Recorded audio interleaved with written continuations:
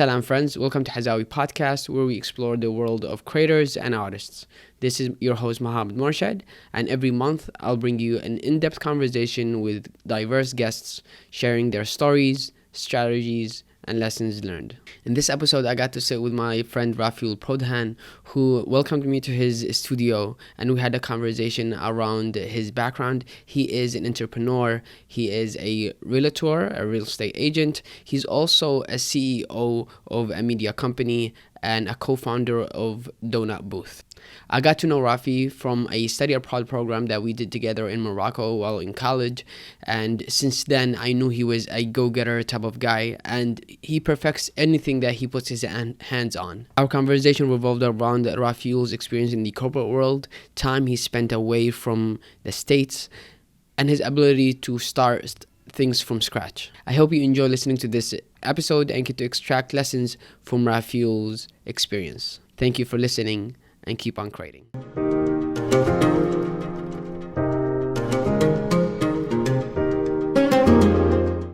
I wanted to start a little off the road. What was your favorite TV show growing up? Oh, so back in the day when Cartoon Network and Toonami was a thing, I would wake up before school even started to watch the show called Zoids, Gundam. I was very much into like the mecha type of cartoons back in the day. So yeah, that was the first thing, right? Like around 6 a.m. they would show Zoids. I'd wake up, watch Zoids, eat breakfast, and then go to school. What resonated the most in the show for you? I would say that with those type of shows, I was very much into like the underdog becoming very strong. Yeah. And all those shows kind of had that. So like the main character was always an underdog. And then as they progressed through the show, you would see like their Gundam or their mecha would become super strong and they would start beating everyone up. This is very related to what I wanted to ask you next, which was there's a post on your Instagram page with a picture of you, and you're talking about a transition that you were making. This was in 2020, and this was at the turning point of you becoming a real estate agent. Yes. And in the post, there's a line that I want to read you, and I want you to reflect on it. I have come to realize that life is like a set of puzzle pieces. Yes. What was that time like? And it seemed like you had gone through multiple transitions like that. So what was the experience like? So what you'll realize, if you're around me or you've lived with me, I do a lot of things and I try to do a lot of things, not because I'm uncertain about life, but more about just trying to figure out certain things and whether or not I like certain things. And so prior to me starting real estate, I had tried other entrepreneurial journeys and they hadn't really worked out in my favor. And what you start to realize is everything tends to be a lot better once you look at it in 2020 vision. From once you're there and then you look back, you're like, wow, like it was all meant to be. And so when it came to this concept of a puzzle piece, I didn't know exactly why I was doing it or where it was going to take me. But now in hindsight, looking back at it, it was probably the best decision I ever made, right? And so in 2020, when I was writing that particular post, I know exactly what you're talking about because I made this. It was my profile picture of me becoming a real estate agent. So I was like, this is going to be my profile picture. This is what's going to go on my business card. I spent a lot of effort trying to get the right profile picture too because I knew it was one of those moments in my life where like this is going to be very transformative. And I had not had any experience in real estate. I had not had any experience in anything that I'm doing today, period. But I knew that from that moment onward, like whatever I was going to pursue in my life, it's going to play as a small fragment of a bigger picture. With that being said, like 20 years from now, whether I do real estate or not, I do believe that the lessons and the skill sets that I'm developing at this very moment is going to be of benefit to me in the future. So what planted the seed of the real estate in you? So in terms of why I got into it, so prior to me becoming a realtor, it's always been in my brain since the age of 16, I would say, that like real estate is a pretty cool profession. I don't know if you ever watched like Million Dollar Listing with Ryan Serhant. No. Or like, so there's these TV shows. Yeah. It was back on Bravo, I believe, where like they're showing all these properties in Manhattan, and it just seemed like a very cool atmosphere to be in. And the lifestyle they were leading was something that was very intriguing. But me being somebody that, you know, was trying to keep my parents happy, obviously I was pursuing education and going into college and stuff. So I always had that in the back burner. But I would say the real seed happened when in 2019, my wife and I were actually working corporate. So we had been working in corporate for about 3 years. And I realized like the 9 to 5 was not for me. And not because don't get me wrong, like I believe everyone should at one point in their life do a 9 to 5, because it's very important for us to understand how the 9 to 5 lifestyle actually operates. And it's very necessary as a business owner. Once you start to scale your businesses, you need to have that understanding of the 9 to 5 lifestyle, right? So I did that for quite a bit, for 3 years, along with my wife. And we came to the realization that this is something that, you know, obviously is our bread and butter. It's gonna pays the bills, but it's very difficult to scale and do anything that is of value to you, right? Like the 9 to 5 lifestyle, you can work that life, you can work very hard, but every single minute you're putting in, you're putting more value into someone else's pocket instead of your own. And then real estate itself was one of those. So as someone that has an entrepreneurial background, the first thing I was thinking about is like, what can get me to be close to people that are of wealth, right? And one thing I also came to the realization is like, if I want to focus on working on my passion projects and working on things that I want to do, I need to free up my time. And in order to free up my time, I can't go and pursue any type of field that has a lot of time commitment. Not to say that real estate doesn't, but real estate is one of those things that it's a very high ticket item. It's probably the highest ticket item outside of like selling yachts and like skyscrapers, right? So like it's the highest ticket item for the commoner. And so to be able to sell one property is enough to sustain me for X amount of months, right? Yeah. And so that was something that was very intriguing to me, is because in my head, I'm like, if I can save myself 3 months of work by working really hard for 1 month and then I open up 3 months for myself, within those 3 months, I can develop other skill sets. Yeah. Hence the reason why where I am today, like I can easily run a media company, do real estate photography, run a side business with my wife, all at the same time, because certain ticket items just can let me do that. Were there options that you were weighing before you took on real estate? Yeah, real estate, if people don't know, it's a all commission oriented industry.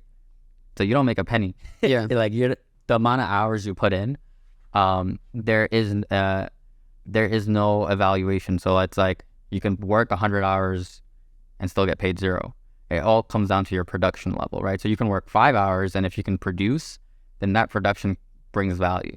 And so there was a point of contemplation for me where it's like, I can't just go outright into real estate, because real estate, you know, it's going to be shaky in the very beginning. Just like any business, when you start it off, you're in a position where the revenue or the income is not coming in steadily. And so we kind of, my wife and I collectively, we built a framework for ourselves. So at that time, it's a conversation I had to have with my wife where I'm like, hey, look, listen, you know, momentarily, I may not be the one that can be the breadwinner of this family. And a lot of people, you know, can't even have that conversation, especially within our community. Yeah. Like, I had to have that conversation with her, and she was a teacher at the time. So I'm like, look, listen, this is going to be a very big jump in my life, but can you sustain our livelihood for like the next 3 months? And within those 3 months, like as a man, you come to that point where you're like, I got to produce, or like, this is embarrassing, you know? And so she was, you know, sustaining our livelihood for those 3 months. And I had just gotten my feet wet, and I got into real estate. Sadly speaking, as soon as I got into real estate, COVID hit. So right around, I remember that day specifically because I had gone into real estate. I was ready to go out into the market. And real estate was one of those industries where you can't do it by sitting at home. You have to be out on the field. You have to be showing houses. You have to understand the ins and outs of the industry. And the only way you can do that is by actually actively participating in what happens in real estate. But the lockdown came. So I had spoken with my broker. He's like, okay, starting tomorrow, you're gonna do an open house. You're gonna do this. Go shadow this person. Super excited. I get home, turn on the news. Hey guys, we're officially in lockdown. Broker sent out a mass text message. No one can come into the office anymore, and they're transitioning over to Zoom. However, the brokerage at the time did not figure anything else out because no one was used to this like remote lifestyle. And so I actually ended up being completely dormant for the first 2 months. As you know, I had no clientele. I had no clue what I was doing, and there was no one to really shadow because I was sitting at home. But luckily the stimulus checks came in and they kept us afloat, you could say. What were those 2 months like in terms of like you just thought process and the transition that you just made? It was tough. As a realtor, not as a realtor, but because outside of real estate, I think my core passion is entrepreneurship. So as someone that's an entrepreneur, the first thing I came to the understanding was like, hey, look, real estate's not gonna pay me because like I can't show houses. No one knows who I am. But prior to that, my wife and I had launched a photo booth company of ours, and that company had also started to tank because due to the pandemic, all the venues were closing. No one was having weddings. No one was throwing any parties. No one was allowed to gather anywhere. And so I just had a ton of camera equipment sitting in my house. And so at that moment, I came to the realization of, wait, look, what do I have in front of me? I work with a brokerage. I have connections with people that buy and sell houses. I don't have any experience in real estate, but I do have camera equipment. And so I sat for 2 months at home photographing my bedroom. It's crazy. I was literally sitting at home all day figuring out how to photograph my bedroom. And so what ended up happening was I built a skill set around real estate photography because I knew that was a high demand market for myself because this can get me through the door. This can get me to see houses that I've never seen before. This gets me to a position where I can see houses before they're even listed on the market, right? So a lot of people talk about these off-market deals. I see every off-market deal before it even hits the market, right? So I was like, this is a great opportunity. So I built a skill set, and at some point within the 2-month period, I came to the realization of, wait, this is actually like legitimate photos that look like from Zillow's page, you know? Yeah. And in order to legitimize my business, what I ended up doing was my wife and I are like, it's the pandemic. Why don't we just go on vacation, right? And then the Airbnbs are super cheap at this time. So we found a nice Airbnb in the Poconos for like a couple $100 a night.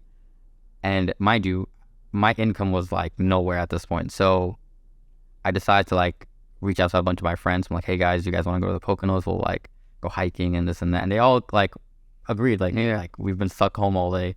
Why not just go out for a little vacation, everyone collectively together in the middle of nowhere? I had an ulterior motive in the back of my head, which was I'm going to go to this Airbnb. It looks super nice. Before anyone gets into the property, I'm going to photograph this house. And that's exactly what I did. So I ended up going to the property. I ended up photographing the whole thing. We all had a fun time on vacation. And then I edited all those photos once I got back home. And that was my portfolio. So what I ended up doing was I went to my broker. I'm like, hey, look at this. I took all these photos. Let me shoot every single property for your brokerage. And at that time, our brokerage had about 250 agents. So it was a good chunk of money. And before you know it, I had become the designated photographer for my brokerage. And that kind of just snowballed into like other people seeing my photography skills. And eventually that was my bread and butter for the very first couple of months in real estate. There's a book. It's called the Unfair Advantages. I can't remember the author. There are two authors, but it talks about how when you're about to start something new is to assess what you have advantages over other people are in the same market, and you're like realizing that you have this equipment at home that's sitting around and figuring out what to do with them. Reminded me of like taking advantage of the unfair advantage you have over people. 100%. And I think that goes for anyone, right? Like everyone in life, I believe, has an unfair advantage at something. Some people have privilege in certain ways that we don't. But you have to really hone in on those skill sets, right? So for me, it was just like, I always had this inner belief that anything, if I put enough time and energy behind, I can be the top level tier individual in that area or category. And so when it came to real estate photography at the time, it was just like, if I just put enough time into this, I know I can figure everything out. And mind you, I'm not like an expert with cameras at all. So like if you come to me and ask me like, how do you use all this and that? I'm like, look, listen, I just know how to do this particular task with the camera. There is a travel question that I was thinking about as I was coming here. I think it was in the same post that I mentioned earlier that you mentioned that I think you traveled for like 3 to 6 months with your wife. Yeah. And I wanted to ask you about what that traveling meant to you. Why did you do it, and what did you come out of it? So prior to getting married, one of the conversations my wife or my fiance at the time and I had was, what do you want to do in terms of traveling? She had never flew in a plane whatsoever, nor had she even gone international her whole life. And so that was something that I really wanted to do for her. But at the same time, because we were just coming out of college and we got married in college, so we had come out of college, and the first thing is you get stuck with the hustle and bustle of life, and you're like, okay, I got to start paying these bills and taking care of the household. So we got caught up in the corporate lifestyle for quite a bit.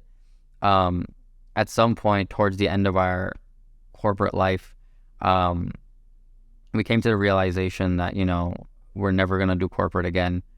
And at the same time, the moments after leaving these positions as corporate workers, there's going to be a gap in our life. And we have to make a very, very, very critical decision about what we can do at this point in our life.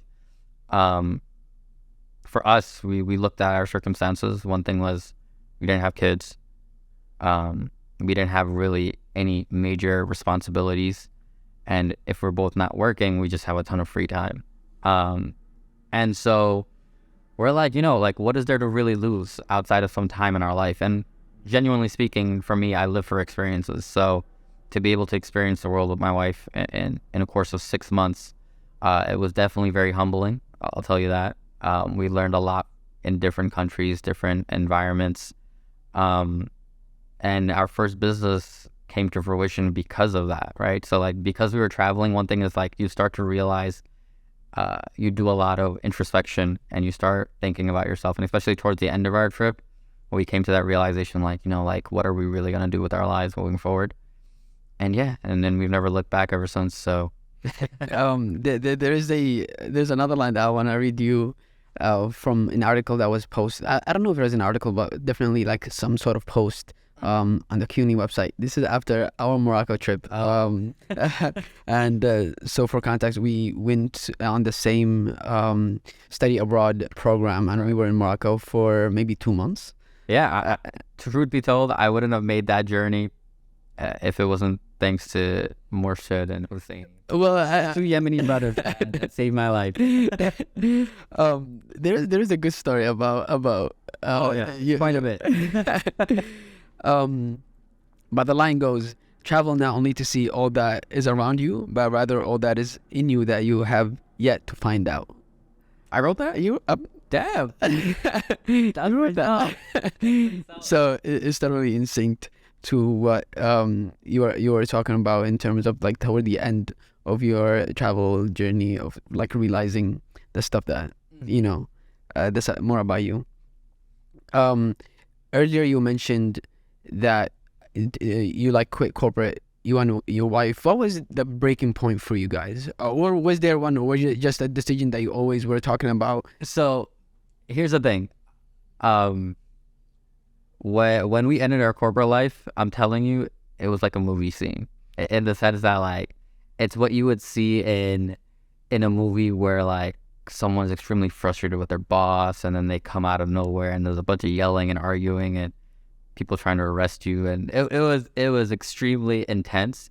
But there was a boiling point. There was a reason why I got to that point.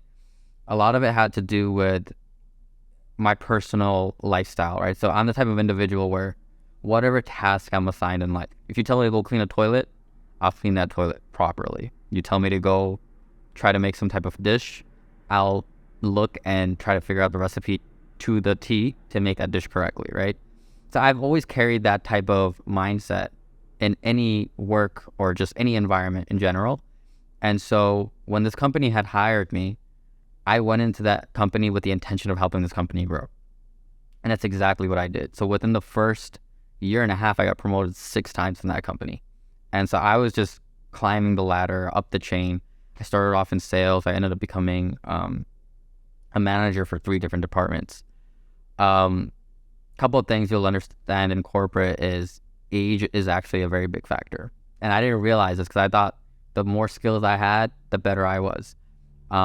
Unfortunately, especially in management, your age does play a factor. So like being a young lad at the time, people that are in their 40s are not going to listen to you, or they're going to look at you different. That was one, that hierarchy status. Number 2 was I was in a position where the amount of work I was doing, I was the first one in, last one out for years.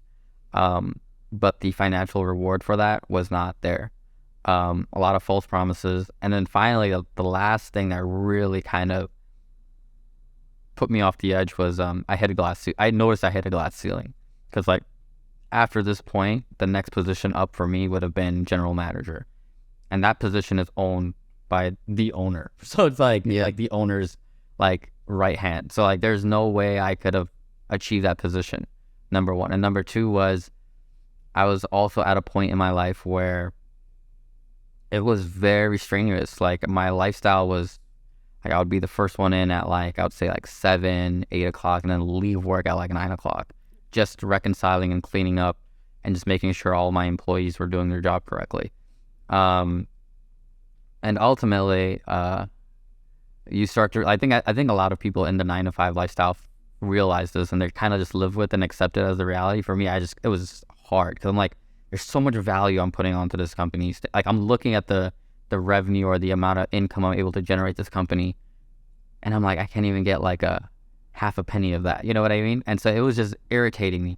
I'm looking at the numbers. I'm looking at how much money we're pulling in because of certain programs and incentives that I had initiated in the company. And eventually it came to a point where I guess upper management felt the need to replace me, but they couldn't fire me because I was too good to get fired. And so, and this happens in corporate quite a bit, where they started doing a lot of bullying tactics. So we were at a point where, the way management was treating me, the way they were communicating to me was so inappropriate. I'm talking like, imagine getting yelled at in front of all your employees when you had not made any mistake. And everyone knows you weren't the person that made that mistake, right? And there was a lot of these things where it was just like, everyone was just like, wait, why is upper management going off on Rafiul? Like, what did he do? He didn't do anything wrong. And so everyone was sensing it as well. And the last straw, I guess you could say, was I was assigned like a very big task or duty. And I assumed that the general manager, when he gave me this task, wanted it to be done within like a span of a week. I finished it that same night. And so the following day, I had implemented this strategy. And because I implemented the strategy far faster than he had even imagined, he got mad. He's like, why did you do this? Da, da, da, da, da. And I'm like, look, listen, I'm not going to mention his name, said, hey, who told you to do that? I'm like, Bob. I'm just using that as a reference to Bob. You told me to do this. He's like, no. And then he started gaslighting me and this, and then I'm like, listen, I'm out. And so I just literally slammed on his desk, got up, I got emotional, my wife and I worked together, by the way. So like I went straight to my wife's desk. I'm like, hey, look, listen, get up. We're leaving right now. We're not coming back. And then everyone was just staring at us. And then I got very emotional and I started shaking everyone's hands. And as I'm shaking everyone's hands, the boss comes up behind me. He's like, hey, look, listen, at this moment, you're trespassing and we're going to have to call the cops on you. And I'm like, this is ridiculous. And this is why I hate you guys. It was pretty bad, but probably the best decision I've made in my life so far.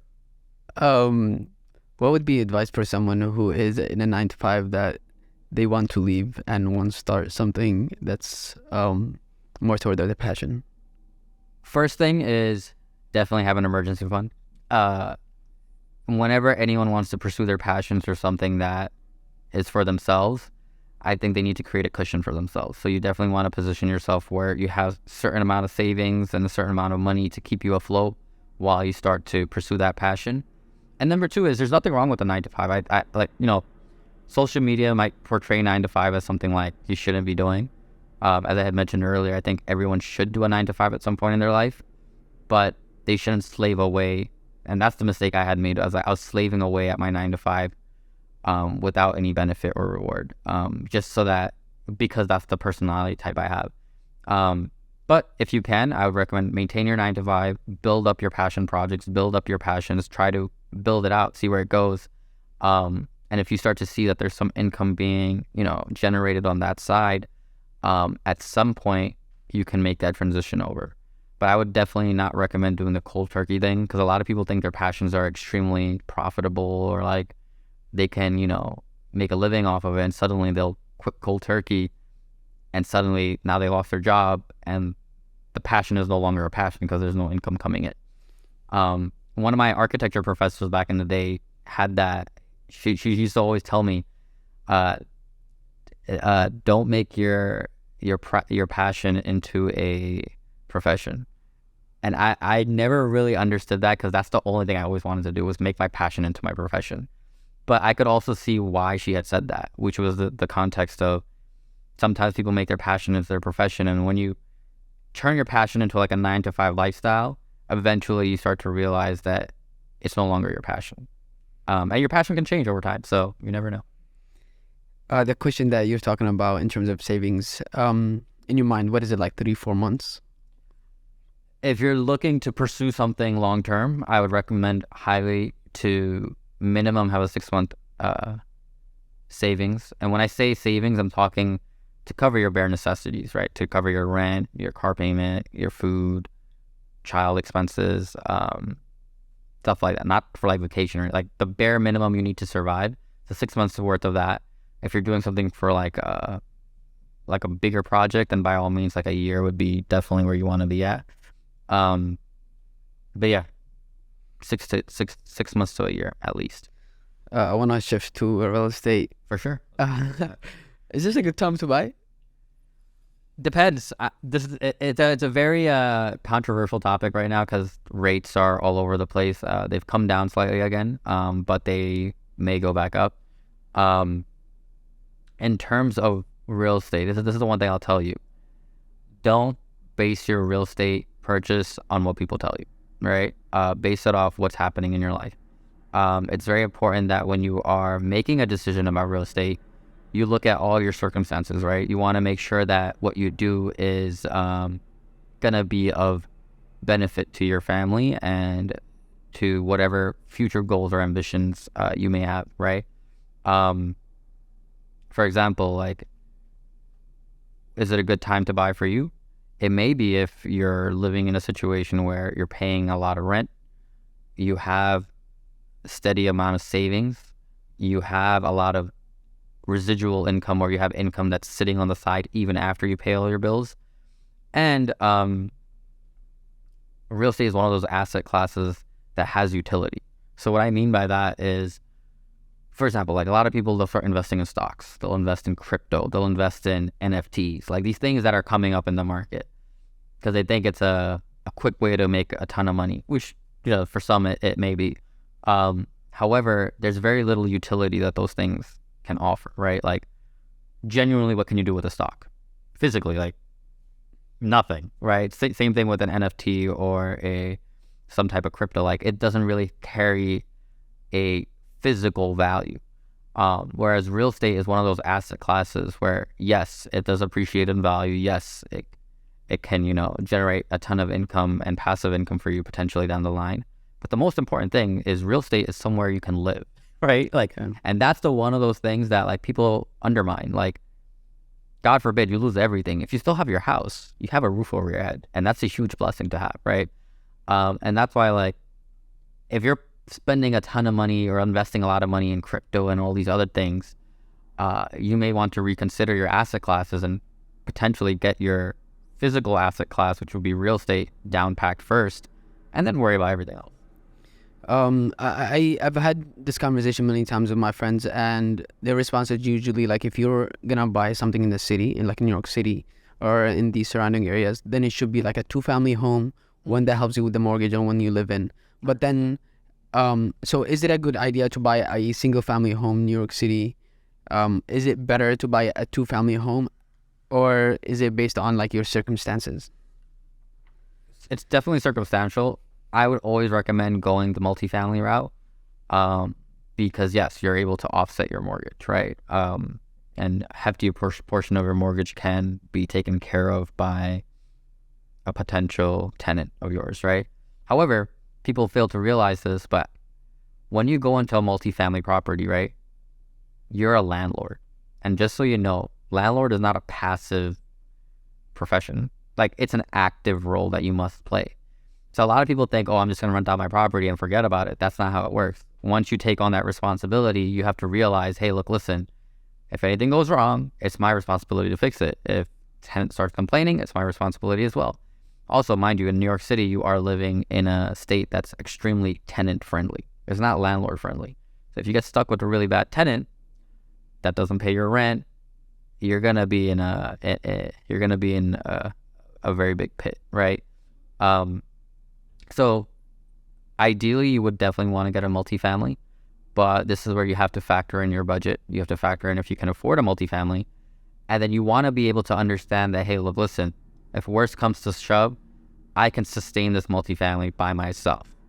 Don't buy a multifamily, but depend on your tenant to make you, at even ground, because that's where a lot of the issues lie, where a lot of people will get into a multifamily, they're carrying a $8,000 mortgage or $7,000 mortgage.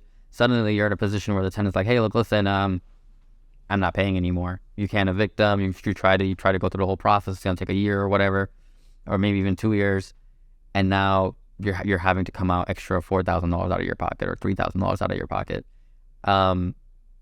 which is scary. So one thing to also factor in is there's a lot of single family homes that are within price point, right, within range of your affordability, and there are possibilities within that single family to generate some sort of offset income. A lot of people like rent out their garages, a lot of people rent out their basements. There's a lot of ways to do it. Yeah, and what helps to make that decision in terms of like running the numbers? You want a 2-family house, or like a multi-family home. How do you run the numbers and determine where to shoot for the price range, or how do you even help your clients? So here's the thing: there's a huge myth that goes around where people go straight to a lender like a bank or let's say Guidance Residential. Hey, can you give me a pre-approval? They look at your income, they assess your income, they look at what they call a debt to income ratio. So they see how much debt you carry on a month-to-month basis, and they see how much income you're generating on a month-to-month basis, and there's a certain ratio they figure out. They also look at how much money you're putting down for the property, so typically anywhere from 3 to 20%.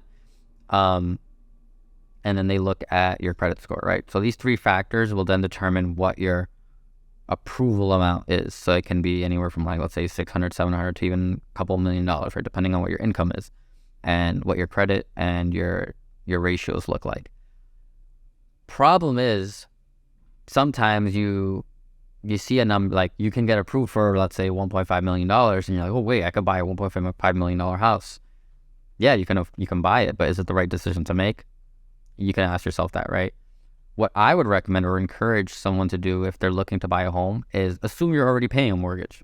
So one thing I always, like the one thing that I do with my wife and I is we act like we were paying a mortgage for the last 3 years.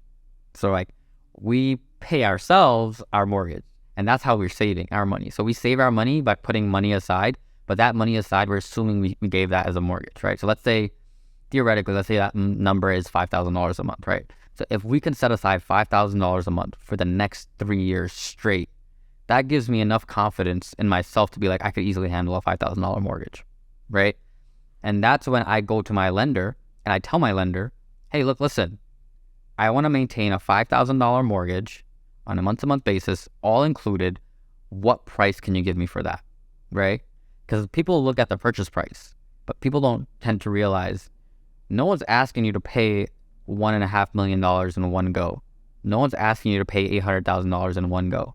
They're asking, in many cases, to pay that in a 30-year mortgage, a 15-year mortgage, or whatever ratio you decide to choose. So don't look at, like, a lot of people are fixated on the purchase price, but rather focus on your month to month. And if you're capable of maintaining your month to month, which you should know based off your savings schedule and how you've been able to save in the last couple of years, you'll know comfortably what you can afford. You mentioned guidance. What was the difference between a bank like Guidance and the traditional lenders? This is somewhat controversial because so Guidance Residential, it's a Sharia-compliant lender, right? They're specifically non-riba lending, whereas a conventional lender, typical traditional bank, it's interest bearing, and as a Muslim, riba is like declaring war on Allah. So that's where Guidance Residential is, alhamdulillah, like a very good way to pursue home ownership, especially in America, because unfortunately in America, home ownership is somewhat unreachable at times because of the location you're living in and the price point of homes. And the program, a lot of people may be asking, like, how does Guidance Residential operate, and what's the difference between it versus interest? And simply put, I'm not an expert. I don't necessarily work for Guidance, but from my understanding, Guidance follows a depreciating, it's called, not depreciating, it's a declining partnership program. So what that essentially means is Guidance is buying the property with you. So for example, let's say a house is $100,000, you're 50% owner, you put 50% down, let's say. So if you put 50% down, you're a 50% owner of the company. I'm a 50% owner of that property as well. So, sorry, I meant to say house, right? So I own 50% of the house, you own 50% of the house. For argument's sake, I am Guidance Residential and you are Morshid, right? So what Guidance does is they will then exclusively rent out that property to you based off a certain rate that they determine. How do they determine their rate? They determine their rate based off what the market value is in terms of rent. And then they also look at what they need to do in order to make a profit. Because at the end of the day, you have to understand, these are companies. They need to make margins in order for them to sustain their business. It's not like a bank, right? So it's a privately owned company that needs to pay their employees as well. So based off of that, they're going to charge you a certain rate. That rate, every time you pay it, you gain more ownership over that property. So typically within a 30-year program, towards the end of your cycle, which is like the last year, you're going to see that you're buying Guidance out of the property. So eventually you're going to own full equity of the house, 100%. Guidance is no longer going to be an owner of that property. So that's how the program works. From like a solely numbers perspective, is it better for the is there a pros and cons for both of them, or is there one that is better in terms of like Guidance and the conventional? Because the reason I asked that question is because I have friends who have opted for conventional because they say there's no difference, and correct, if I go with the Guidance, I may have even a higher rate. Correct. So a couple of things, right?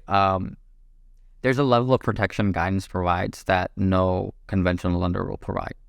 Simply put, for example, if you are buying a house with a conventional lender, all the responsibility falls on you.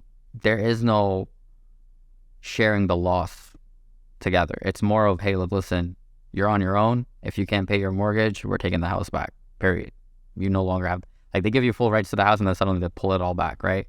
Whereas with Guidance Residential, because they are in a position where they're outright owning the property with you, they share in the loss of the property with you. So God forbid if the house were to get foreclosed or something like that, they're sharing that loss. So depending on how much they have in terms of equity, they're going to share that loss with you. Number two is, yes, the rates tend to be slightly higher, but they're very competitive. Nowadays, they're very, very competitive.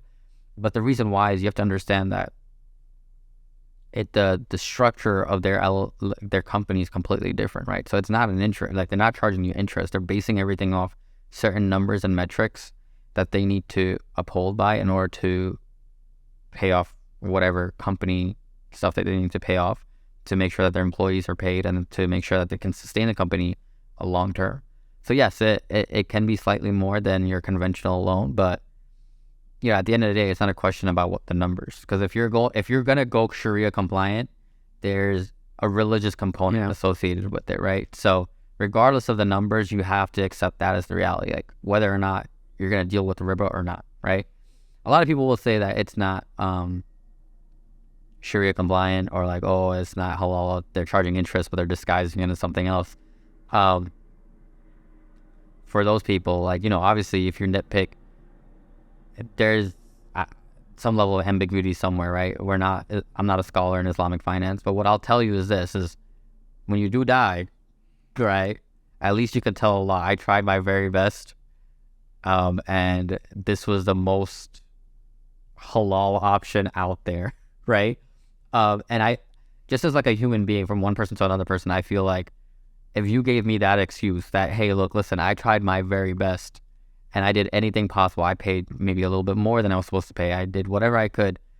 In the eyes of Allah, I think that's more than enough, right? Yeah. So like that's how I view it, right? So regardless of what people say about it, it's like, what's the best option for you as a Muslim, right? And that seems to be one of them.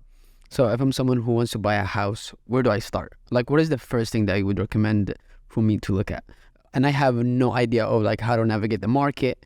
So number one, if you want to buy a house, the first thing is you want to make sure everyone on your family's on board, because buying a house doesn't happen overnight. It's something that people plan for years in advance, or it's something that by circumstance they need to take that leap of faith, right?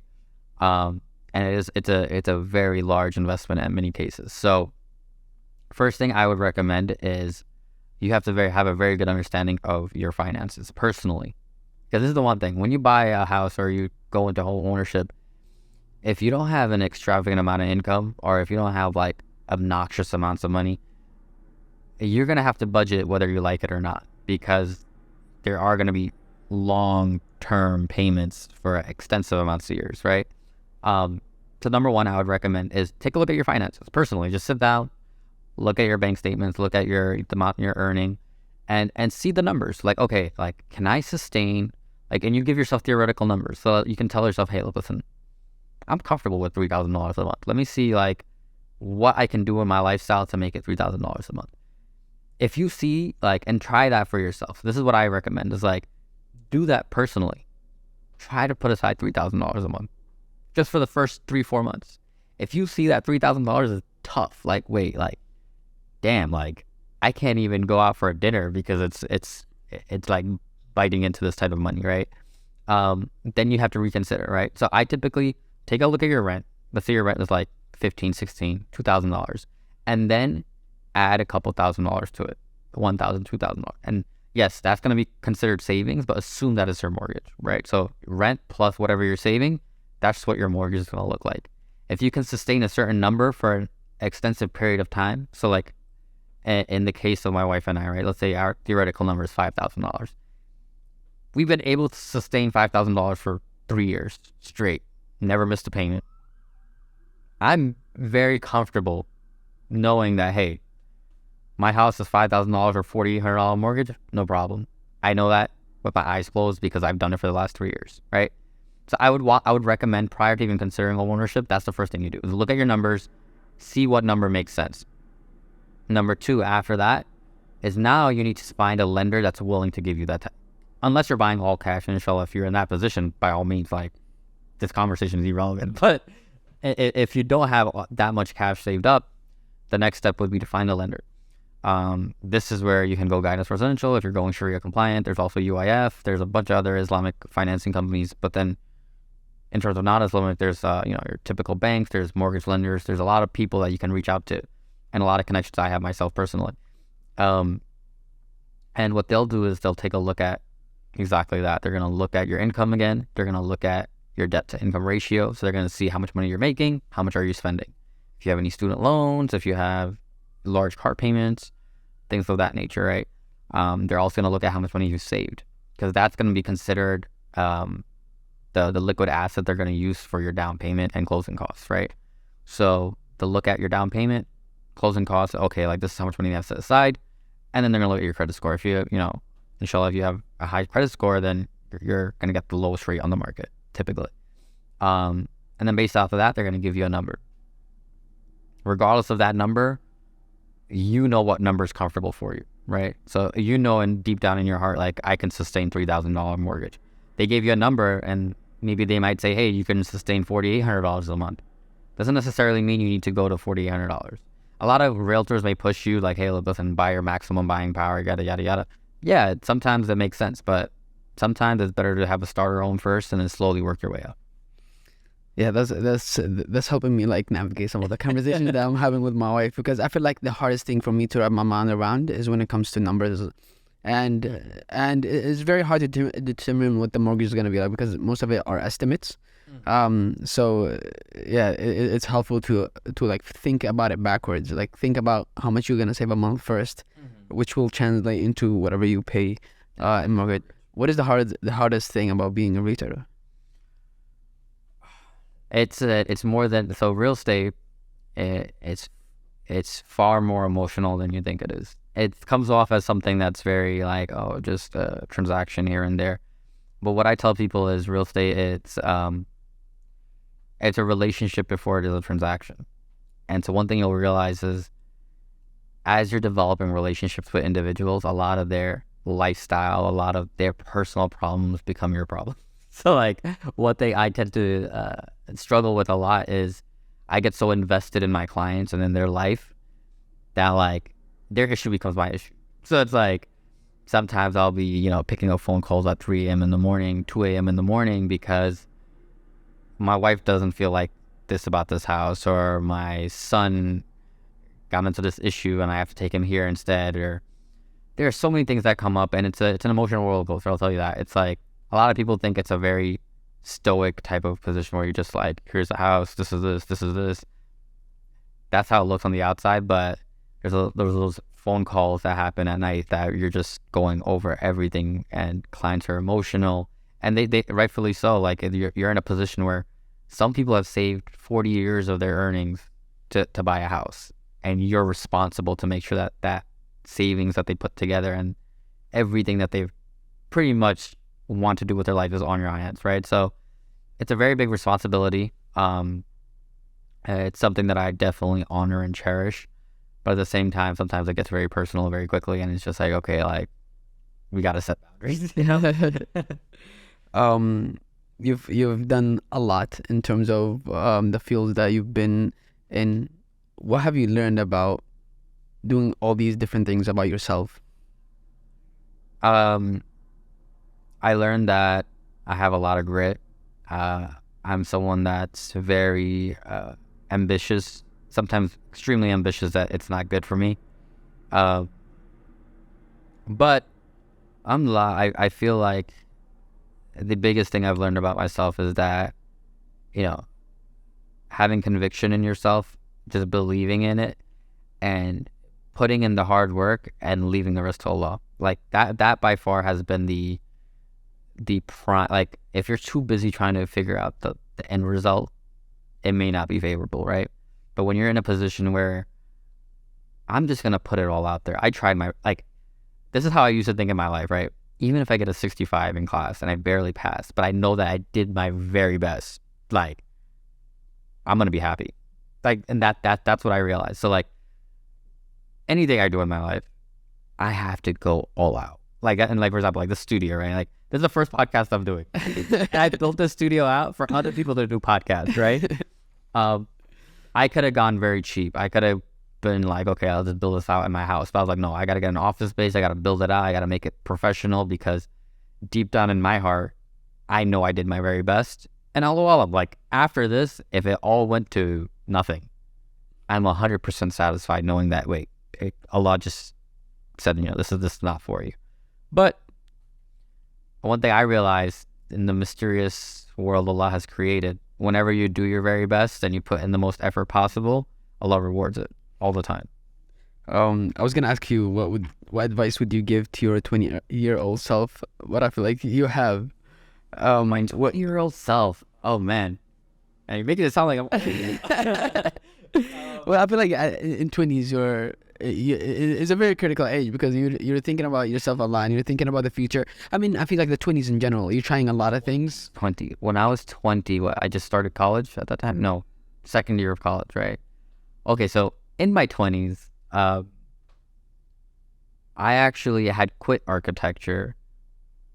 Just for some context, I studied architecture for 7 years, right? So I wanted to be an architect. And I think it was 20 years old when I actually quit architecture. So I made that sacrifice at 20, where I was like, you know what? Architecture is not for me. Not that it's a bad profession, it's a phenomenal. I think I learned a lot because of architecture. But what I would tell myself is have more conviction and start things sooner than later. Because one thing I did was I spent a lot of my life wondering, and then I asked myself, like, what if I just started sooner? You know? The one thing I realized is anything in life, if you spend enough time doing it, either you grow to like it or love it, or you know whether or not it's for you, right? So like, for example, with real estate, if I started with real estate when I was 16, 17, 18 years old, God knows where I would be right now, right? Similarly, all the stuff that I've been able to, amass in the last year or 2 or 3 years, I'd say, if I had just like focused on it earlier on in my life, I feel like I would have been a little bit further on. But yeah, if I was 20, I would probably tell myself, like, if you have an idea, just try it out. Doesn't hurt. There's nothing to lose in your 20s. Like, this is the one thing you have so much life to live. Like, and people think like your life ends after you're 30 years old or something. Like, I had this vision. When I was in my 20s, I thought my life ended at 30, because I'm like, after 30, I can't see anything. Like, what happens after 30? I don't know, right? But as I'm approaching that age, you come to the realization that, like, there's so much more life to live. Like, God knows how much life gives you, but like, there's so much more life to live, and then you're in a point where it makes sense to just really put it all out there in your 20s. And the reason why I'll tell you this, because you love writing, I believe life is just a collection of stories. That's literally it. Like, when you're gonna pass, your life is just gonna become a collection of stories.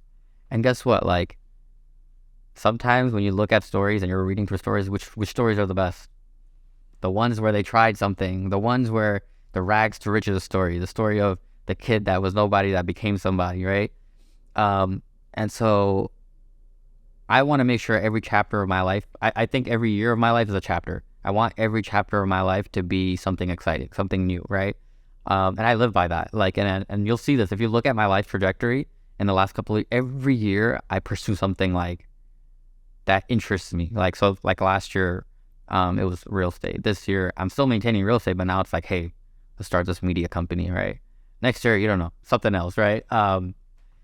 And I do this in a way where when I look back at my life and when I look at the stories I have to tell, I can be like, oh, at age 22, I did this. Age 23, I did this. Age 24, I did this. Whereas a lot of individuals from age 20 to 40 is the same story. Like, I went to work, came back home, saw my kids, went to the park, Saturday, Sundays at home now, right? And sometimes they lack a lot of substance. A funny thing is, my wife and I, we were actually at our one of our friends who also has a studio. We went to their place in Brooklyn 2 days ago. We spent 10 hours just talking, just straight talking. And funny thing is, like, now that I'm looking back at it, the reason why we were able to talk for 10 hours straight was because we both take massive action in our lives. So like every year we're trying to do something different. Every year we're just excited about life. And that's another thing I also realize is, if you're not excited about the following year of your life, something's wrong. Like, you need to be excited about what's to come. You need to be excited about, hey, look, like, let's take on a new endeavor. I have a question for you though. Go ahead. This is a serious one. Okay. So you're into creative writing, correct? What are your thoughts on this whole new artificial intelligence, chat GPT, people writing essays on, like, not even writing their own essays. They're just like, hey, write me an essay, and then the system will just generate a beautiful essay for you. I actually love it. Oh, you love it? I'm very optimistic about it. Okay. So I started using ChatGPT, and I've been actually using it this whole time with stuff that I'm doing, just like dabbling with it. And I think what's gonna happen is that, just like the iPhone, just like the internet, people are gonna dislike it. they're gonna think is bad for your eyes, like the TV. Our parents told us, as if we have in our house, they're gonna think it's not healthy for your creative endeavors. I think the people who are gonna take advantage of getting over the learning curve faster are the people who are gonna have a leg up over everybody else. I don't think AI is going to like shut down the governments cannot just stop technology from developing. But I think it lacks the human element no matter what. It's always going to lack the creative human element. Even when you use ChatGPT, you can ask it to do stuff, but it's missing the nuance of being human. Because all it can do is take the data that has been put inside of it and generate it in ways that has a sequence. But then the human creativity is not there. What if AI, because it is artificial intelligence, it starts to develop these nuances? Yeah, the scary part is that it's learning from itself. Exactly. That's the scary part. Like what I fear is like for example, copywriters, people that have a career in writing emails, building out anything text related, right? Wouldn't you feel like their jobs are on the line? I think that's possible, but I also think whenever there is a new technology around the corner, there are jobs created to know how to use that technology. Now, if you're thinking about someone who is 40, 50, a business owner now, you think they're learning how to use ChatGPT, but the 20 years old who is trying to get a copywriter job is thinking about, okay, how can I use that to my advantage? So I think, yes, it might eliminate some jobs. It might do that, but I think it's also going to create jobs as well. So like you getting over that learning curve, it's a job. That's a job for you to face. You say it's not about, so ChatGPT, it's like you're going to develop a new career where it's like understanding how to write the proper key phrases. Exactly. To get That's exactly what it is. That's exactly what it is. And like, even if you try to use it now, like use it for the same request, but make the words different. Ask it to use, if you want to ask it to write a paragraph or a poem in someone's voice. Now add 2 voices, add 2 authors, and now the generated information is different. And I think that's a skill set that people are gonna have to develop in order to know how to use that technology to their advantage. So will it terminate some jobs? It might, but I think it's gonna create new opportunities, and I don't think it's here to go. I think just like the internet is gonna come, it's gonna change our lives, and I think we should use it. I write a newsletter, a weekly newsletter. It's called Increments, and I just write on it stuff like podcasts I listen to, cool stuff that I see, apps that I'm using to organize my time, like a ton of cool stuff. And this week, ChatGPT was there, and like I told the audience that I send my newsletter to, like, have you used it? And I linked it. Like, you have to just try it, because I feel like people are just scared because it's new and it seems like a sort of like immoral thing to have, because like it just makes life too easy. But then so is the iPhone. Like the iPhone just like, or smartphones in general transformed our lives. When you think about the internet in 1999, it took local businesses, physical businesses, into the internet. Like who would have thought at that time? And you know, I was born in the 90s, so I didn't go through that mental transition. But a lot of business owners thought there is no way you can sell things on the internet. And those who took advantage of the internet made more money than those who just stuck to the local bodega. So take advantage of it. Just dabble with it. You don't even have to. Just dabble with it. That's my goal. Yeah. I was just curious too, because like I know that like there's a lot of friction between people that have careers specifically related to copywriting and things of that nature, and having this AI just doing a better job than you. Yeah. Like it's like, why do we need you now, right? Yeah. But you're right. I feel like if you do it in a way where you use it to your advantage and you make it part of your life, then by all means, I think, you know, there's more demand for it. Look, I think humans, and it's our nature, is to seek convenience no matter what the cost is. spending too much time on your phone is bad, but it's convenient.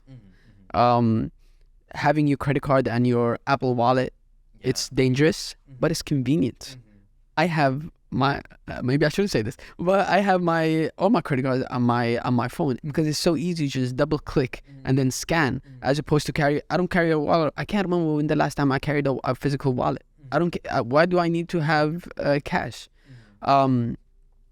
So I think we see convenience no matter what the cost is, and I think AI provide a type of convenience that no other technology have been able to provide, and just dabble with it and learn. Yeah, no, for sure, man. Thank you so much again for coming on. Thank you for having me. It's been exciting. Fun fact. Glad I did it right. and welcoming you to your studios. This is gonna set a standard that I'm not gonna be able to meet in the future. But always come by. Again, thank you so much.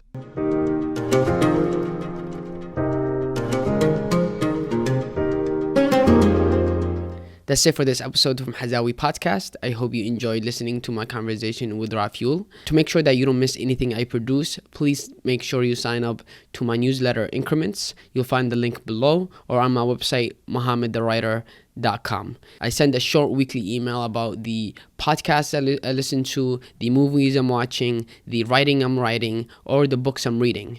Thank you again for listening, and keep on creating.